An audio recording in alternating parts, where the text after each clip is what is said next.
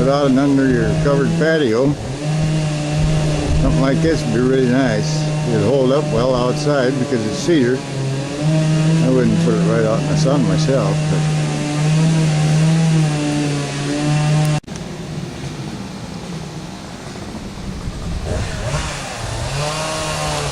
there's some more really nice tabletop material. It's got to be 30 inches wide. Can't see the other end. Here we got some more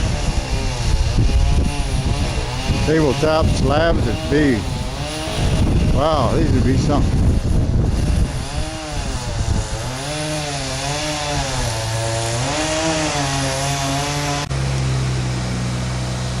Well, as you can see, they've got a lot of different types of lumber that are sawed up, and you can walk around